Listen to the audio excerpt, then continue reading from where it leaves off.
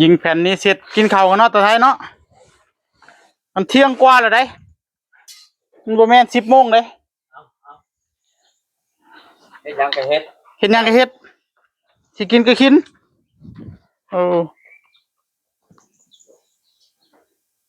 เอาให้มันแล้วก่อนค่อยกิน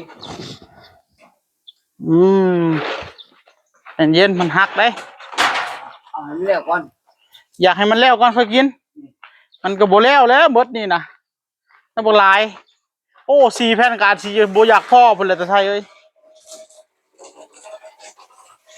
เดี๋ยวมันหักตาไทยจับค่อยๆหักสิเอาไปใส่หลังเลยดิใส่ข้างๆข้างหลังอ่ะดิมันได้แต่ตัวใหญ่นี่ล่ะตัวน้อยกว่านั้นบ่มีดอก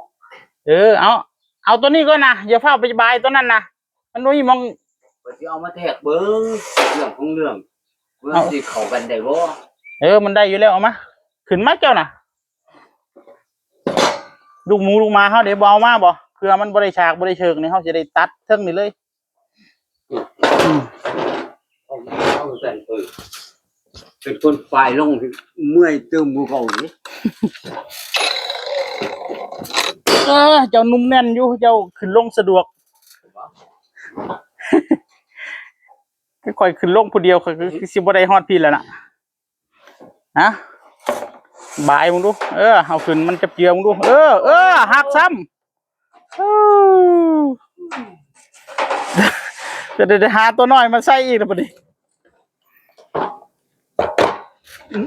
ยังล่ะมันบ่ลบเจ้าบ่โอ้ได้การแล้วขึ้นอีกน้อยเอาลงอีกน้อยเอาลงนะมันหักนี่เห็นบ่เอาลงอีกน้อยเบิ้งดูเอามือออกมึงดูตรงกันแล้วบ่เบิ้งดูได้การไปตรงอยู่ได้การอยู่เนาะน้ำเลยได้อย่าลำไรมันได้ฉากพอดีเจนี่ก็ได้เอาเลยคือได้ฉากเลยตัวนี้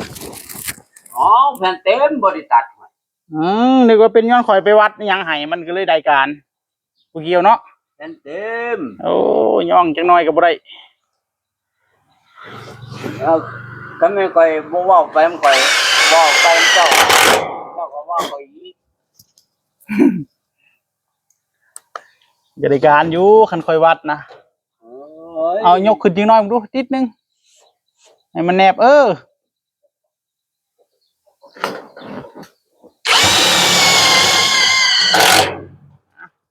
บัดนี้จังยกลงเอาลงบัดนี้ให้มันเสมอกันดึงลงได้มันลงบัดนี้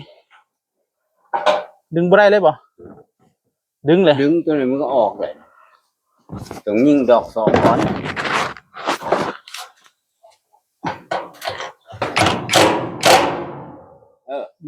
ในการไปเลยเบิ่งดูพอดีเลยบ่นี่แหละเอาขึ้นอีกจังหน่อยนิดนึงนี่ละในการเนาะงั้นมันขึ้นไปเรื่อยๆป่ะตามันยังกลางอยู่บ่ได้อยากได้กลางเลยอยากได้5 เส้นเลยมันยังกลางเล็กอยู่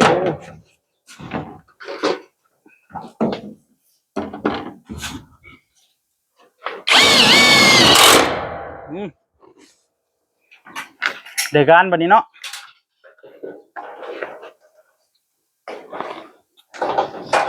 สวรรค์คู่ใจเจ้านี่ยิงล่ะได้การเอาเลยเอาตัวนี้ซะก่อนนะยิงตัวนี้ซะก่อนนะอย่าไปบายตัวนั้นนะวางไว้ก่อนนะตัวนั้นนะเอายิงตัวนี้ก่อนโธ่ตัวนั้นก็อยากยิงตัวนี้ก็อยากยิงจะน้อยละหักละเบ้อยิงเลยบ่โธ่ยิงก็ยิง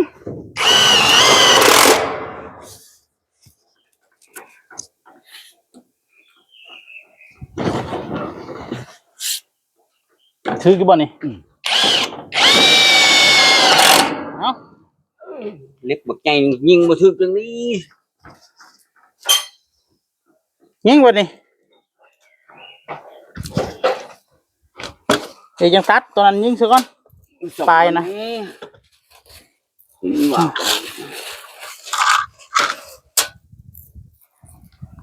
มันกันเลี้ยวทั้งตัว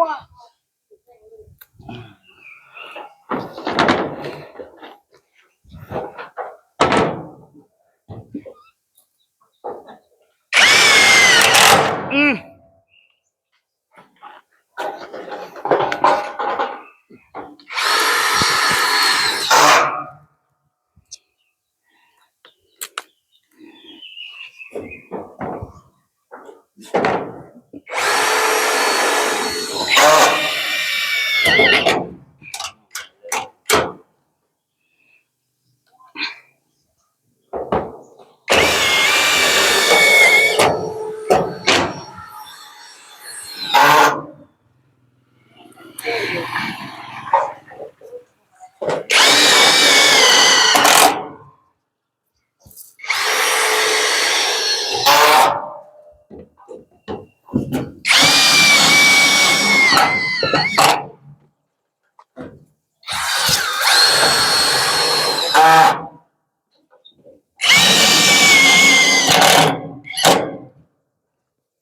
ไปไหนแต่ไทย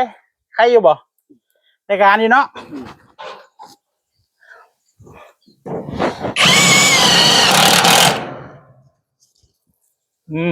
ยิงเข้าไป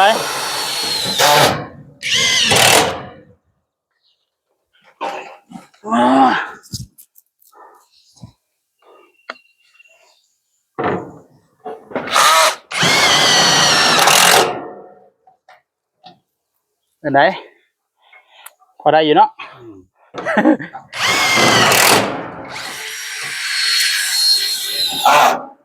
อืม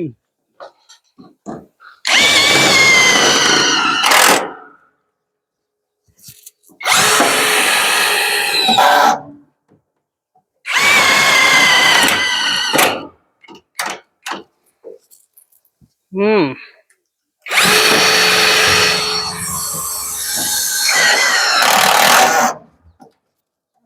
ได้การอุ้ยใส่น็อตคือใกล้กันแท้ล่ะ ยิงน้ำแนววะ โอ้น็อตใส่ลายโพดแต่ไทยเอ้ยใส่ลายเลยเปลืองน็อตเนี่ยเขาจะไปเอาลุงมาก่อนโอ้ขอก่อนกินข้าวบ่นี่เอาแล้วหมดนี่บ่ได้กินข้าวเลยไปลงเจ้านะเครื่องมือเขาลงไปน้ำโอ้ยจังสิแหละเขายิงหลังคาก่อนแล้วเขามาก้มบ่นี่ก้มเนี่ยปวดหลังได้บ่นี่เด้ โอ้ย เอ้านี่ เด็กไปตียิงลังคาก่อนเถอะ อ มองมันเตี้ยมันก็ต่ำตัว มันก็ตั้มแล้วตั้มมันก็ได้ก้มแล้วมัดมือเลยปวดหลังแล้วบ่นี่เมียหายอีกแล้วเจ้าก็ได้ มองมันต่ำมือก็ก้มตัว เอ้า มันก็ถูกต้องแล้วที่เก็บยังไงเห็น ว้ายฝนตกฝนสาดเห็นก็ได้ตัวนี้ตรงอยู่บ่นี่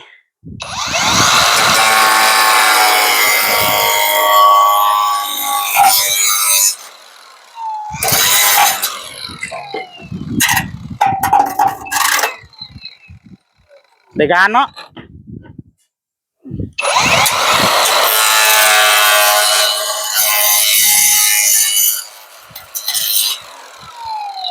โอ้ย บัดยามนั่นไม้ฟ้าเขาก็มาปิดแค่นี่แหละบัดยามแอมฟ้าก็ได้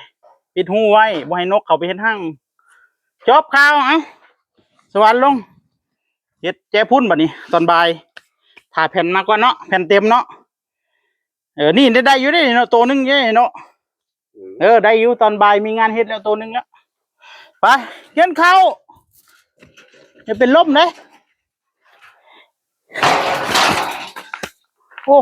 ก้มน้อยเดียวปวดหลังเลยค่อยโอ้